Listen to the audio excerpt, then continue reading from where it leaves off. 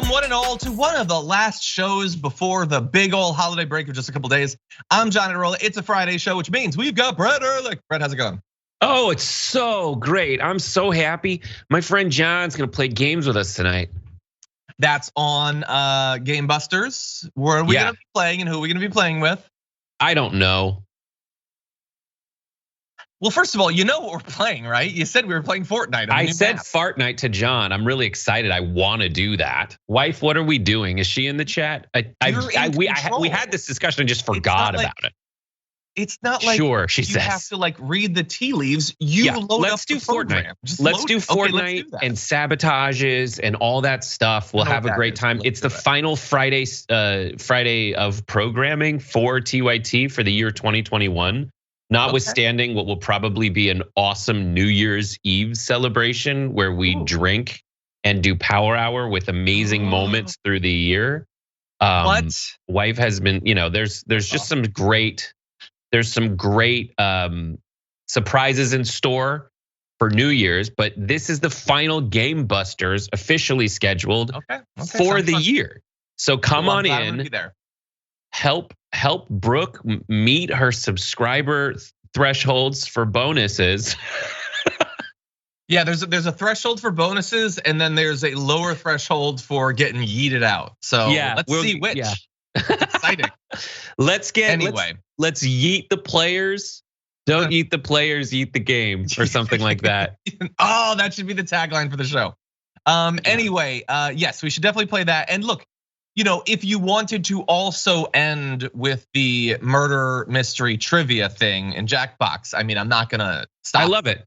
Let's do it. We'll do some Fortnite and then we'll do Jackbox murder mystery trivia. I'll have an opportunity to actually download the right game this time so we can play Murder 2. Okay, let's do it. Okay, everybody, that's all coming up later on today. And also, I'll be joining Jank and I believe Farron Cousins in the first hour of the Young Turks. So lots to look forward to. Indisputable's going up, all that. But we also have 90 minutes of awesome news that we're gonna be going into, a little bit of holiday news. We're gonna play a little game I like to call which is more anti-Semitic. So that's gonna be fun. We've got a couple instances of that. We're gonna be throwing away some garbage, people. So lots of fun stuff coming. So don't go anywhere. Hit the like button, share the stream, all that stuff. We're gonna start off, before we jump into the actual rundown though, extraordinary breaking news. Just in, new, the tweet would say. We're getting an update on the Kellogg's strike. Kellogg's apparently has reached a tentative agreement with its 1,400 striking cereal plant workers. Now that demonstrates a few different things. First of all, that we got them.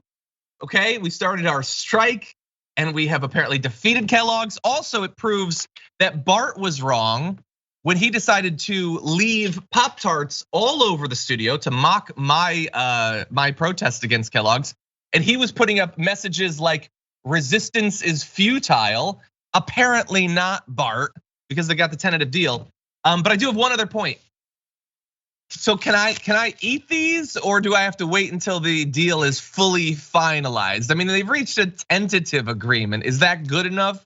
I think, regardless of what the audience would think of you, I worry for what you would think of you after you finish the Pop-Tart. Should this fall apart, dissolve, and you're covered in like berry goo and like frosting frosting Yeah, so I think you should probably and will probably hold off for a while. Well, really fast, let me give you a little bit of the details. And again, tentative agreement. They've been striking since October 5th. Okay, they hired on temporary workers. Kellogg's did. Then they were like, you know what? We offered you a deal and you didn't want it. So now we're gonna fire all of you and replace you. And the workers were like, no, we're gonna hold strong. Okay, so new offer includes cost of living adjustments and a $1.10 per hour raise for all employees. So on Sunday, they're going to be voting on this deal, by the way. Last week, they'd rejected a previous offer that included 3% raises, but only some employees would have received cost of living adjustments. Apparently that hasn't been made universal. The results of the contract vote are expected to be released Tuesday. So I'll wait until Tuesday.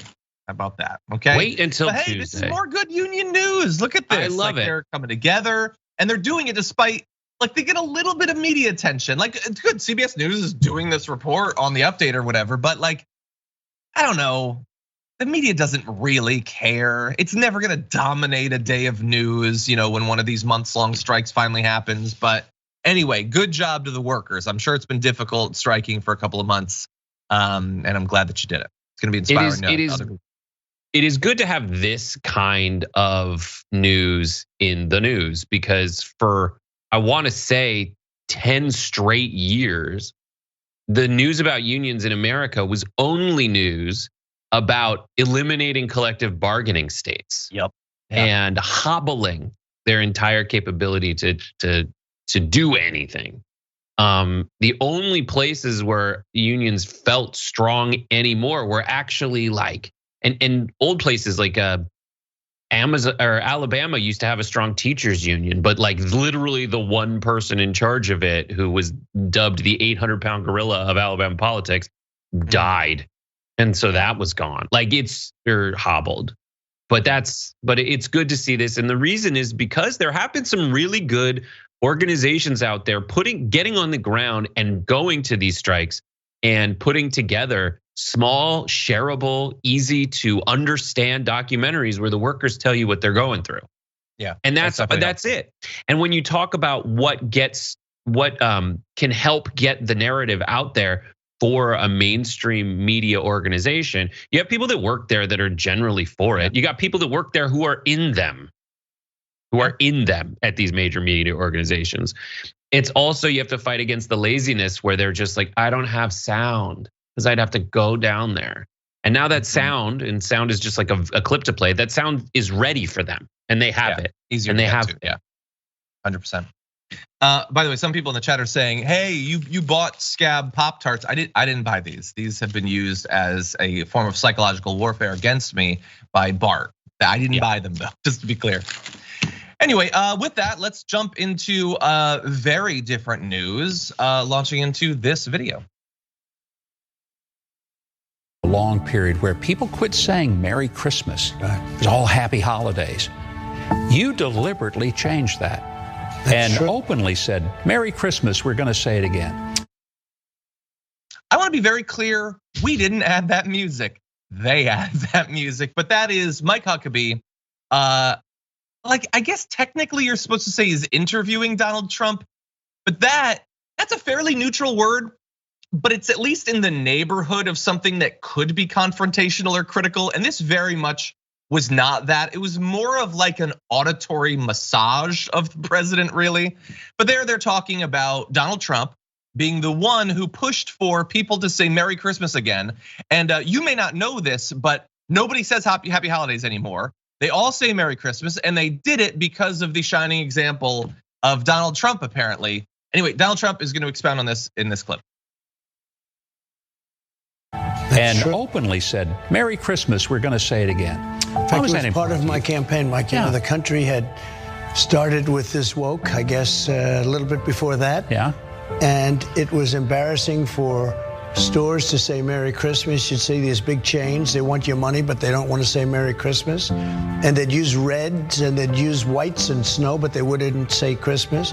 And when I started campaigning, this was in 2015, when I started campaigning, I said, you're gonna say Merry Christmas again. And now people are saying it. Of course, they're not saying a lot of other things like George Washington, Abraham Lincoln, Thomas Jefferson. You know, those names are being obliterated because of craziness.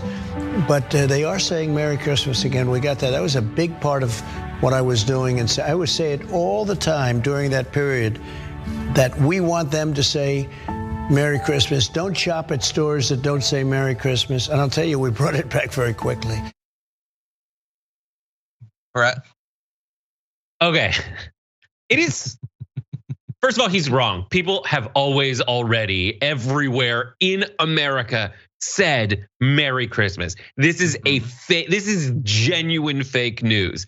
He's talking about malls. In those malls, there have always been Santa Clauses. There have always been giant Christmas trees. NBC, Liberal News, Rockefeller Center has always had a Christmas tree. Yeah. So it's false, it's fake, it's stupid, it's culture war nonsense, it's wildly boring. Well, that said, both sides are fake. We've always said Merry Christmas and still do. I am an atheist and I still say it sometimes, but I also say Happy Holidays, which people have always said, including Christians. So yes, the whole thing is entirely made up. And his delivery there, you have to admit, while he sometimes, the position he's holding is crazy and insane and fake. And he sometimes says things that really stand out. He just rambled on and on. Like, imagine sitting and looking at him and just being like, dude, you delivered the narrative. Let's move on to the next thing, but you're still talking about this BS. It's so great too, because it's like when you had a relationship and then you break up and you haven't really talked to or seen your ex, and then you see them and you're like, oh my God, I lived with this for way too long. I can't, it just punches you in the face. Like, they really were that bad. I'm glad I snapped out of it. It's like the inane, stupid ramblings you don't have to put up with anymore, unless you watch Newsmax and Mike Huckabee. He has at the bottom too, if you want to watch these videos later, just read the scroll. Yeah. They are just like copy paste, lazy culture war stupidity and nonsense. It's amazing. Look at this ridiculous reasonableness in the chat with Brooke Mark saying, also people say Happy Holidays to include both Christmas and New Year's. So like, chill dudes. Yeah, they're stupid, lying fakers. That's what they are. So they have to pretend. By the way, I love, one of my favorite things about Donald Trump's stream of consciousness is how he will inadvertently directly undercut the entire point that he's trying to make. So his whole point there is that this fake war exists to try to get people to say Merry Christmas and how nobody would, and he caused them to. And how did he do it? He just asked them to. So he went to his rallies and told people who already agreed with him to say Merry Christmas, and they already did, and that somehow changed the country. Okay, well, let's say we accept that. But he then wants to make a random point about cancel culture and racism. So he says, even though they won't say George Washington, they're not saying Abraham Lincoln. First of all, let's see a citation on that. But then, why wasn't your influence enough to reverse that? I mean, you changed the course of a nation on the Christmas thing. So it doesn't even make any sense. It's so stupid also, but their argument is that critical race theory is trying to get rid of talking about our founding fathers. It's like, no, it is trying to get us to talk about our founding fathers. Yes. So challenge accepted. Let's chat about Thomas Jefferson. Let's do it. Let's chat about that part on the Monticello tour where they're like, you see that nook up there? That's where he kept his sex slave, behind that wall. Yeah. Let's do that. But he invented the dumbwaiter. Cool. That is cool. I do like that. Super cool. So we wouldn't have to see slaves. Okay, well that part's not cool. Thanks. Anyway, so I almost did a thing. So they're asserting that people didn't used to feel comfortable saying Merry Christmas and now they do. And so I literally started opening up tabs and searching for Pew polling, Merry Christmas versus Happy Holidays. Okay, 2013, okay, I've got 2010. And then I thought, no, I'm not actually doing this because it's made up. It didn't change. There's no reason to believe that they altered it. And I saw, anecdotally, I saw information, the percentage who prefer one to the other has been the same for literally decades. It literally doesn't mean anything. So I'm not doing that research. I'm taking a stand. That's a line I'm not gonna cross. Anyway, I am curious about you though. Okay, so we decided, while we're not finding out what the MAGA movement thinks of this, what do you prefer as a greeting in December? Okay, go to tyt.com/polls. We've got a few options for you. So Merry Christmas versus Happy Holidays. So those are the two big titans in this fight. For my Potterheads, I decided to throw in Happy Christmas.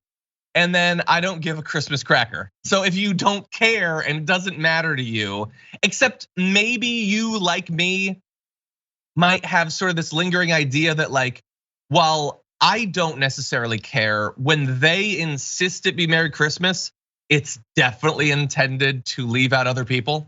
Yeah. So that sort of pushes me towards the Happy Holidays. I would have been fine with your Merry Christmas. I mean, I do Christmas, but you're clearly being an a-hole about this. It is so that all said, it is psychotic to say Merry Christmas to randos on December, what happened to me yesterday, December 16th. Yeah, it's not. It's just so weird to be like, it's not Christmas. Merry Christmas. to somebody you don't know if they celebrate it or not. It's just it's like when you have a conversation and you say to someone like, I bet your mom probably, how your mom does blah, blah, blah. And their mom might have died in a tragic accident or a murder. And you're just like, I'm not gonna bring this up because I don't want it to get weird. Like that should be the prevailing sentiment for most people, not to be like, and it's also weird to be a colonist by just assuming, no, you will do this thing that I do. That's what it is. Yeah, it's so funny because I do like the calculation that I do afterwards. Like, did they think I was were they like, this person seems Christian? Probably. Or were they like, oh, I just say Merry Christmas because it's that season? Or are they like, I'm gonna make sure everyone knows it's Christmas? Yeah, go for it. Do you want some evidence about this? Sir. Okay, Mike Huckabee and Donald Trump assert a few other crazy things about Christmas time, how Christmases have gone under the Trump administration, and who this is really about. So let's jump into this next video. You really did, and I think a lot of people appreciated that it was a part of the American culture. It was a part of who we are. It wasn't to exclude anybody. It was just simply a celebration of what America does at Christmas. And America and the world, but America loves Christmas. Yeah. And whether you're Muslim, whether you're Christian, whether you're Jewish, everyone loves Christmas. And they'd say Merry Christmas until these crazy people came along and they wanted to stop it along with everything else. Yeah, that's okay. This is, I guess they're trying to give a little bit of backup to Ainsley Earhart for her thing about the Christmas tree. Yes, there are likely, I would assume, people of all religions who do some Christmassy stuff. You know why? Because a lot of that stuff had nothing to do with Christianity in the first place. And whatever it did have to do with Christianity has been gradually stripped away by the other thing you worship, which is capitalism, which is fine. It won. And so I eagerly celebrate Christmas having nothing to do with Jesus whatsoever. And that version of Christmas might have some people who are Muslim or Jewish who are worshiping it, but you don't like that. You still want it to be the thing that it definitely isn't for you. They're pretending they want it to be religious. He definitely isn't thinking about Jesus on Christmas. But Brett, you're ostensibly Jewish. What do you think about the claim that this is equally important for every religion?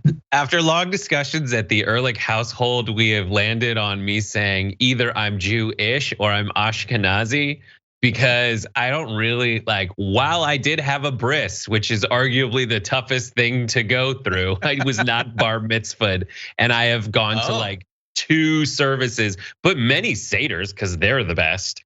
Yeah, that's true. They are fun. And culturally grew up going to my grandmother's house and lighting candles and finding matzah. Okay, so that said, it is insane for me it is crazy for people to say that this is inclusive of Hanukkah. Hanukkah is inclusive of it by saying Merry Christmas in any way, shape, or form. I think it's fascinating. I love Christmas in America. It is the full embodiment of Christmas because Christmas was like, hey, have 3 kings give you 3 gifts on your birthday because you literally are Jesus. It developed into there was Saint Nicholas who did nice things, and it incorporated pagan tree traditions. It looped that in, and then it got to America, and America was like, well, we like that stuff, and what else is us? Buying stuff and selling stuff. And so it is, American Christmas is different, and it's also from a colonialist society.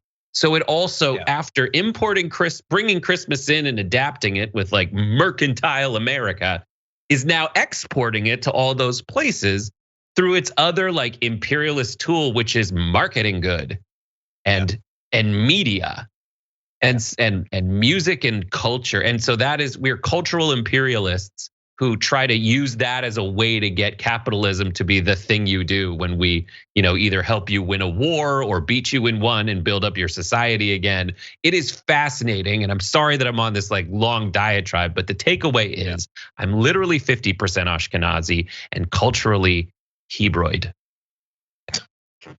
Yes, and that isn't good enough for them. Not your background. I'm saying the fact that Christmas has largely won culturally. They now want to pretend that it's almost like invoking the deep state. It's like, oh sure, okay, we're in control of the government, but there's some other thing that's against us. Okay, that's fine. One other crazy statement. This is my favorite kind of Trump crazy statement in that it doesn't actually harm us. It's just he takes something that he knows not to be true and tries to come up with the most ridiculous way to assert the exact opposite of it. Take a look at this. How does the Trump family celebrate Christmas? Well, different ways for different years. I mean, we had New York. Now we're in Florida. Florida's been a state that's treated me so well, and I still love New York. New York is incredible.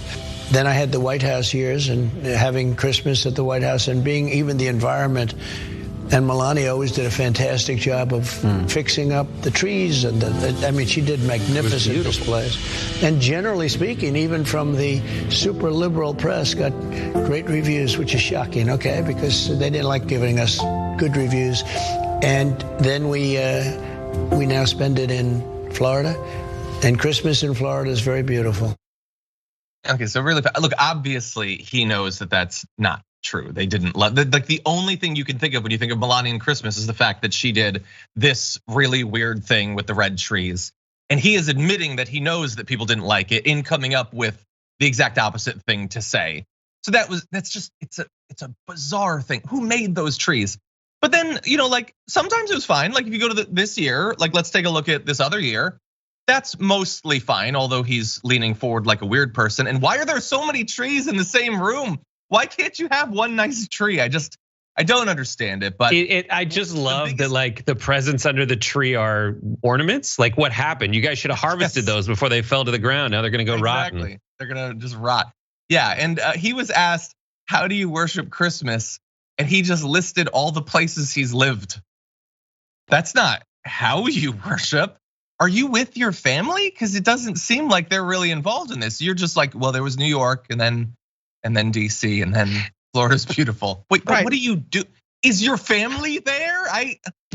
It's just he revealed. It's like when you ask someone, there's listen, I've watched and just like that for a long time. I believe women, or Sex in the City. There's an episode of Sex in the City where Clark Gregg is pretending to be a doctor, and he seems like a doctor until Miranda like cuts her hand, and he's like, oh, I hate blood, and then it comes out that he's pretending. That's what just happened there. Is like Trump's like, I love Christmas, and then they're like, can you give us a concrete example of your enjoyment of loving Christmas? And he's like, I hate blood. I don't know. There's gifts and it's a bag of sand. Like that's basically it. 100%, yeah. Okay, buddy, that was a fun way to start off the show. We are gonna get a little bit serious though. We're gonna take a short break, come back, give you an update on a couple different legal cases after this.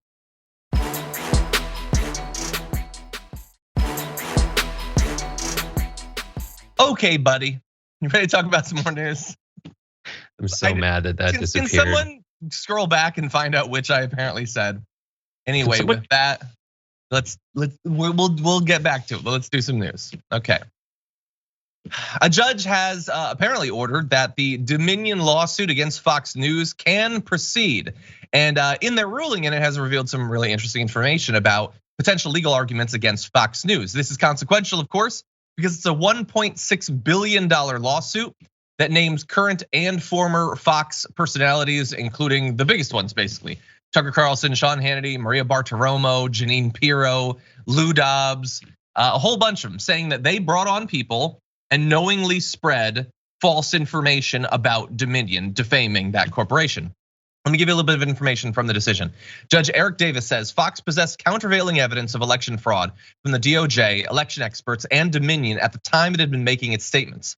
The fact that despite this evidence, Fox continued to publish its allegations against Dominion suggests Fox knew the allegations were probably false. And of course, I'm not a defamation lawyer or anything like that, but having like the reasonable reason to believe what you're saying is true is a part of that.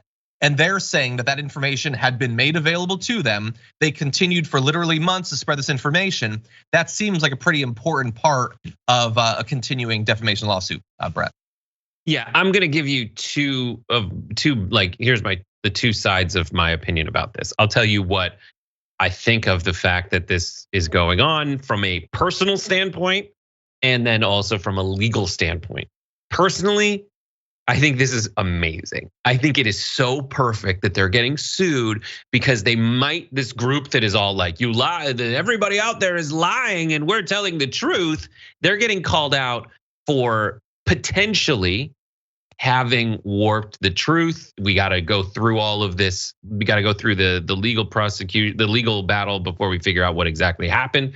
But like the people who have absolutely warped truth in every way possible are gonna maybe be held accountable for it to the tune of $1 gajillion. And it's mainstream media, and they live and die by like what they can say that's horrible that's still acceptable. Okay, I love the irony. I love the instant justice of it.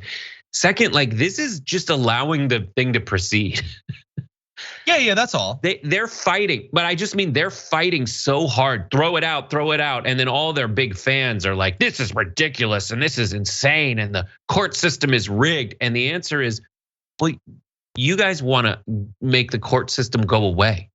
You want to get rid of the rule of law and the adjudication, unless it's part of the judicial system that you've already rigged, that you want to change everything by using political appointments to do that.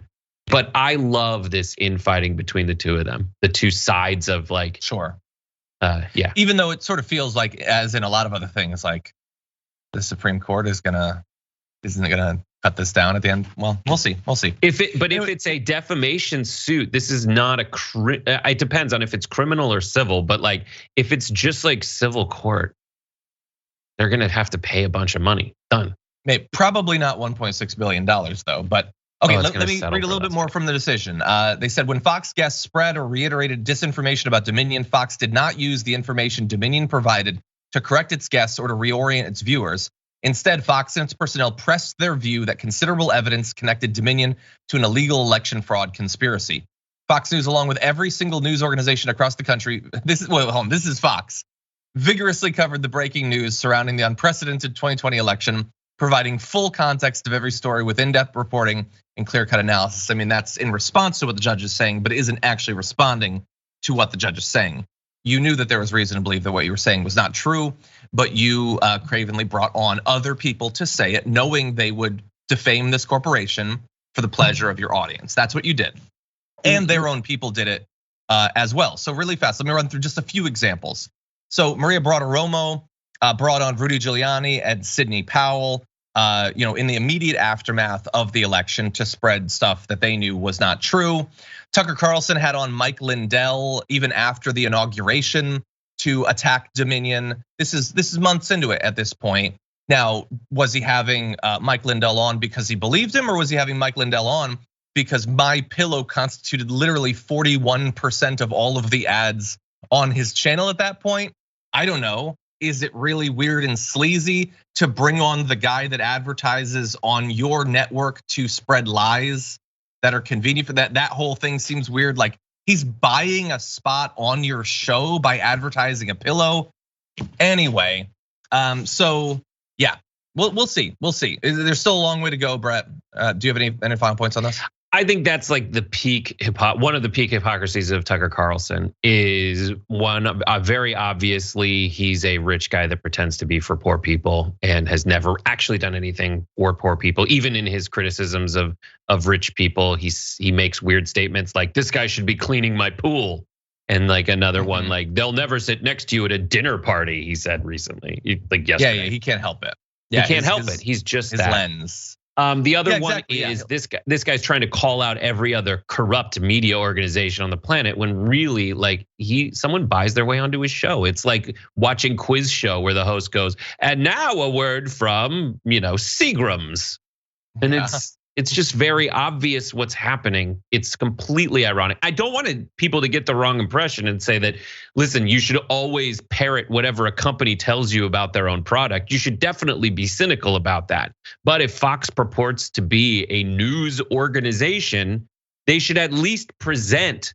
I don't even need to say both sides, but at least try to focus on presenting the truth as opposed to just having people come on, give wildly false allegations and try to play both sides of I'm the only real reporter in town. And I also am advocating nakedly for the president's agenda. and I'm just entertainment. You're under no obligation. Obviously, you're under a reverse obligation to simply repackage whatever corporation says to you. But when it's really base level factual stuff, like you bring on people to say that Dominion overturned the entire election, and Dominion is like, we're in like a tiny fraction of these precincts. Oh, by the way, we're also in these areas where he won, and he won on our machines. And you literally won't even include that information as part of the analysis. Then that goes to potentially an intent to mislead and defame. By the way, one final thing, the judge referenced a previous strategy that Fox has used when there's been legal challenges, saying, although Fox classifies its reporters' remarks as commentary that used loose and hyperbolic rhetoric for entertainment value, even loose and hyperbolic language can be actionable if it rests on false statements of fact undisclosed to viewers. Like, and it's super fast. Yeah. It's on Fox News, not Fox Entertainment. You can't say you're a police officer and do police officer things. Why can you say you're a news organization and only say you're not a news organization in a defense against a defamation or malpractice lawsuit? Yes, and I would just love that at some point, some Fox viewer would see that their continual defense is, yeah, we just lie to our viewers, and there's no reason they should believe it, but apparently some of them do. That should bother their viewers, but at least as of today, it does not. Okay, now with that, we do have to jump into an arguably even more. Oh, by the way, Smartmatic is also suing them for $2.7 billion. So there's a lot of these challenges going forward.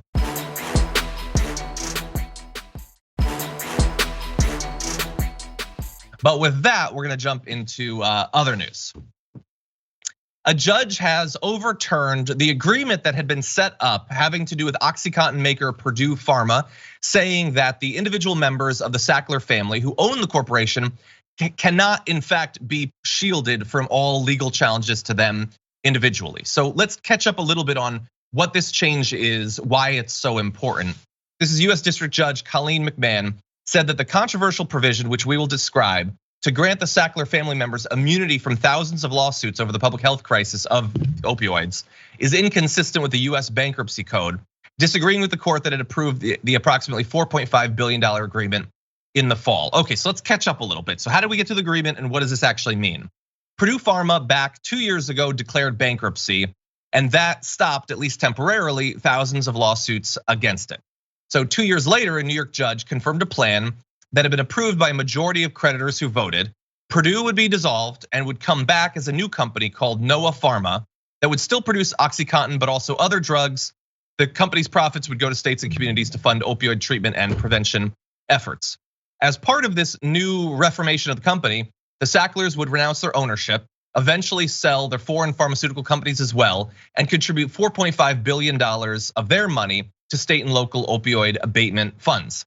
In exchange for all of that, all lawsuits pending against Purdue, as well as them individually, would be effectively barred in the future. They would be legally shielded as a result of the agreement that they had been a part of it.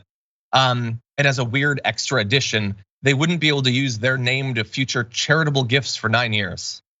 That's a weird thing. Anyway, now that deal might seem really harsh. It's $4.5 billion. The company is going to be reformed and all that, but they already made tons of money. There are very good reasons to believe they knew what they were doing. The idea that only the corporation and not the individuals running it and profiting from it should face any legal liability for a crisis that has killed thousands and countless thousands of people was, I think, unacceptable to a lot of people. And in theory, we have to see what happens after this US District Judge decision. This could open up a little bit of legal liability at the individual level in the future. And Brett, what do you think about this? This is one of those very difficult to digest stories because, and I hate to say the word nuanced, but it is overturning the settlement that says here's a bunch of money to pay for what we did wrong. There's a lot of specifics of like delivery of cash that has been changed along the, and different complaints people are having as a result of this. Is it better in the long term for the Sackler family, or like more just in the long term for them to pay this money now and be gone from the company, or have to go back through the settlement process where they would pay potentially less now and open themselves up to future lawsuits going forward? I don't know. I don't know. And you're going to have to sort through all that, sift through all that. Is it better or worse for them? There's going to be a lot of people complaining about this that don't mean it. A lot of people not complaining about it who you should be skeptical of. So in the long term, I think what's happened with the general opioid crisis is something like this. There were some really horrible, terrible, nefarious, money-hungry acts by some people who pretended that this was a wonder drug that should replace a bunch of other things. In the wake of it, it ruined millions and millions of people's lives and ended millions of people, hundreds of thousands, if not millions of people's lives. In the wake of it, we have a situation where the people you got a lot of people who are complaining about how they can't get it and they think that they really do need it that are wrong for reasons such as it has tricked their body into thinking that it needs this. And then also, on the other hand of it, you have people who actually do need these medications, and it's difficult for them to go and get them. It's more difficult. The entire system, because of the acts, in my belief, of the Sackler family and similar weird, horrible pharmaceutical plays, resulted in so many people's lives getting absolutely ruined so that they can make an extra buck. And there's people right now in pain who need that medication who can't get it. Yeah. And there's other people who sound the exact same who've been turned into addicts. It is such a mess, and I feel so horrible for everyone in all parts of that equation. Yeah. And by the way, some people probably might be satisfied with the agreement and think that, reopening up lawsuits and potentially putting on hold that agreement could mean that sure, more money will come, but it will be delayed. So it's certainly complex. And that's, by the way, the argument that Purdue is making. So they put out this statement, which is just the most corporate statement ever. While the district court decision does not affect Purdue's rock solid operational stability or its ability to produce its many medications safely and effectively, it will delay and perhaps end the ability of creditors, communities, and individuals to receive billions in value to abate the opioid crisis. That's, again, no liability, no, we knew what we were doing and we did it because, as Brett said, we wanted to make another buck, even though we're literal billionaires already. Right. Imagine that's the quote I was talking about. Killing people for money when you're a billionaire. You literally can't buy anything else. There's nothing else for you to buy. You're like, people kill 20 or 50,000 people this year. Absolute madness. By the way, they're worth about $11 billion. So there was I think it was this last season on John Oliver. He did a great episode on the Sackler family. He's done several on the opioid crisis. And he talked about one of the reasons that people were frustrated with this agreement was that on the timeline that had been set out for them to give the money, they would actually be richer at the end of it than they had at the beginning, despite the $4.5 billion. Because they're individually shielded and it's corporate money, they're contributing a bit, but it's not even cutting into the money they'll be making during that time. Anyway, there's more details there if you want to find out about it, but he can describe some of the reason that some people were frustrated by this agreement. Any final thoughts? No. You felt like I went over earlier and I just want to make it up to you. Okay, buddy. Okay, by the way, your wife checked it. Apparently I did say, okay, buddy. Okay, buddy, so we're going to take a little break, see what's going on out there. And then we've got a couple instances of anti-Semitism that are just insane. So don't go anywhere. We'll be back after this.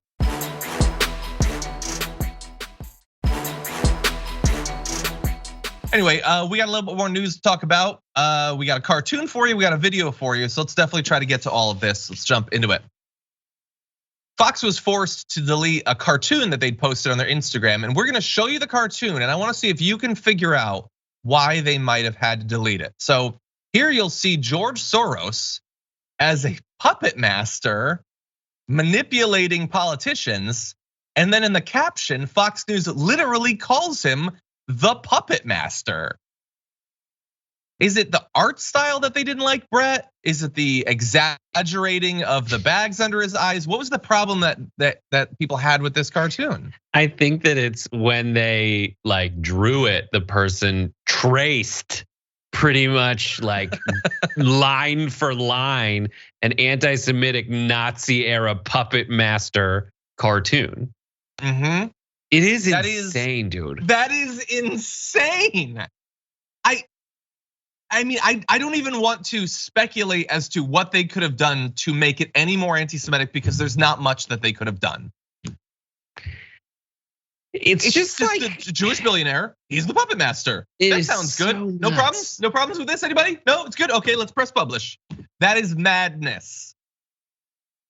People were liking it. It's got 16,000 likes. People like the anti-Semitism. But defend Israel till the end. Exactly. We love Jews, but just some of them.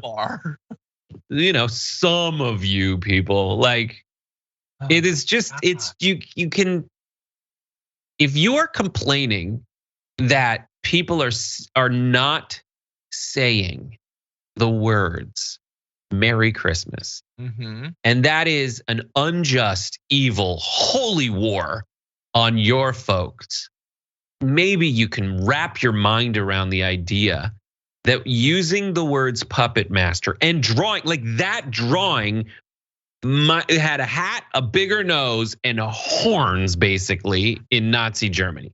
But like the hands like that, the looking down, the holding on, that is exactly it.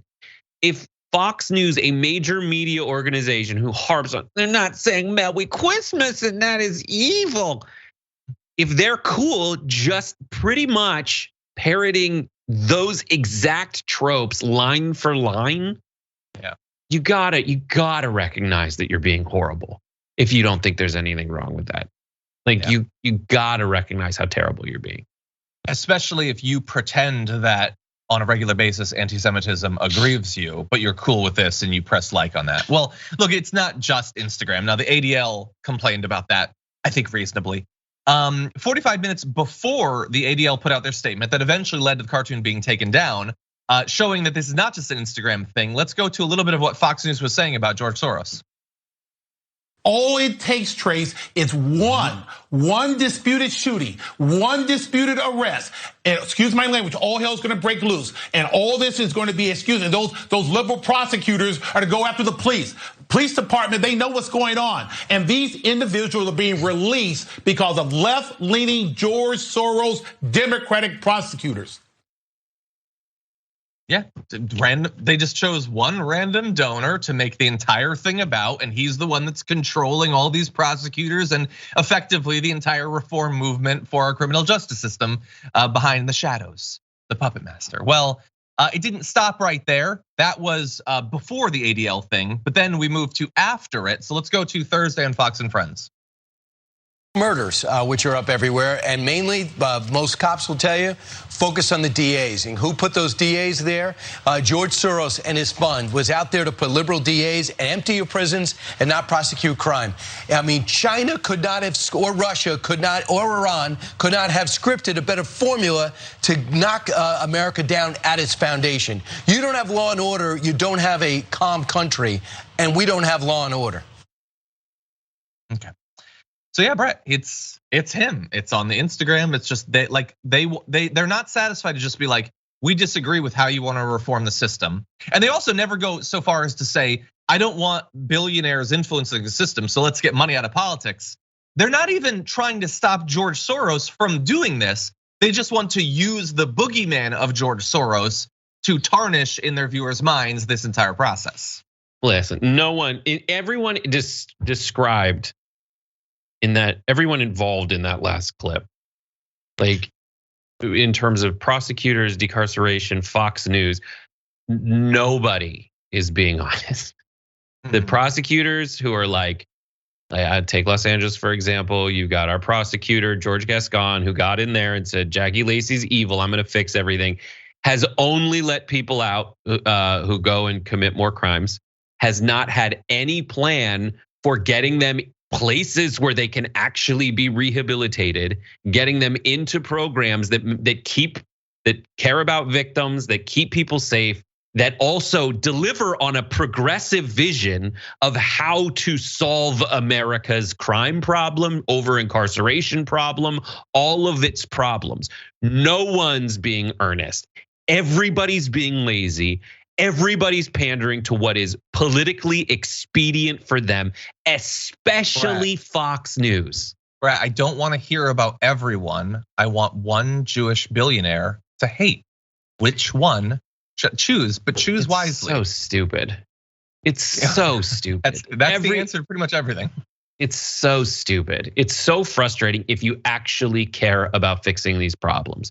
Everyone in that debate is so frustrating if you actually care about solving the problems. I agree. Okay. I think we can all agree that cartoon is very anti-Semitic.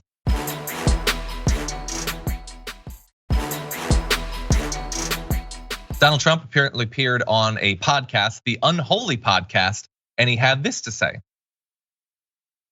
There's people in this country that are Jewish no longer love Israel. I'll tell you, the evangelical Christians love Israel more than the Jews in this country. It used to be that Israel had absolute power over Congress, and today I think it's the exact opposite. And I think Obama and Biden did that. And yet in the election, they still get a lot of votes from Jewish people, which tells you that the Jewish people, and I've said this for a long time, the Jewish people in the United States either don't like Israel or don't care about Israel. I mean, you look at the New York Times hates Israel, hates them. And they're Jewish people that run the New York Times. I mean, the Sulzberger family.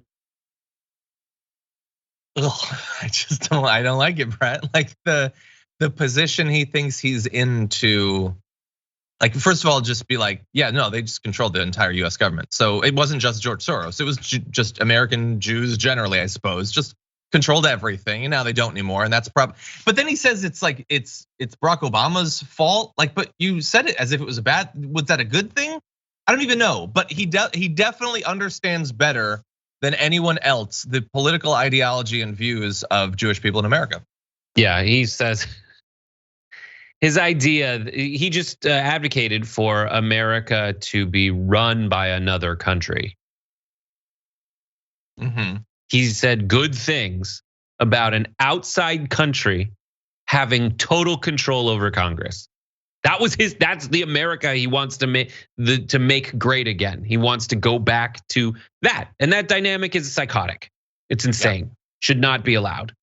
Or should not be American policy. Of like, we the evangelicals, we love Israel more than Jewish people in America. Well, first of all, like, why are you pretending? Like, you're implying that there's something wrong with them because they don't, in your view, love a different country. How bizarre is that? And also, like, they're American citizens. They can have whatever goddamn view they want of any country in the world. He's basically saying, I can't believe Jews are so self-loathing. That means you don't know any.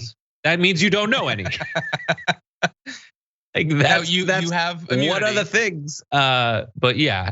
So as a 50% Ashkenaz, I can say those things. But the 100% true thing is that this guy is a great oversimplifier and a great egotist, and you saw those both at play. He says that that Israel, that an outside country should control America. That outside country, I'm never going to question any of their policies in any way possible. They're always right no matter what they do. They're all one block. Like Israel is all one thing in one place. He doesn't even know geographically. Like, come on, dude.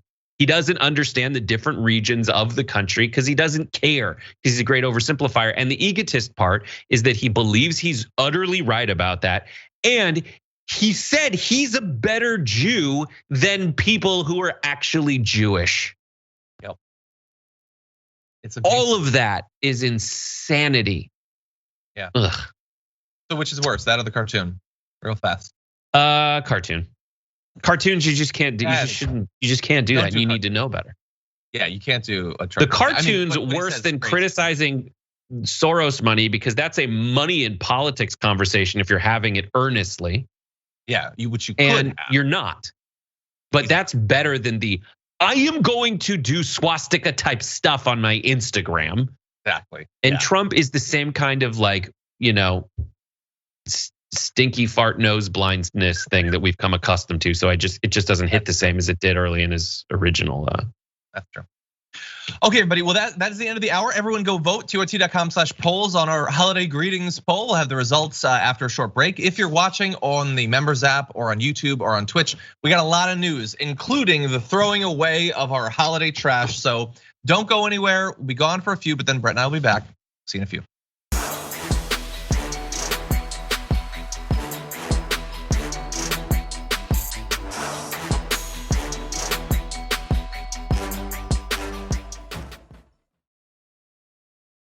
Thanks for listening to the full episode of The Damage Report. Support our work, listen ad-free, access members-only bonus content, and more by subscribing to Apple Podcasts at apple.co/TYT. I'm your host, John Adarola. I'll see you soon.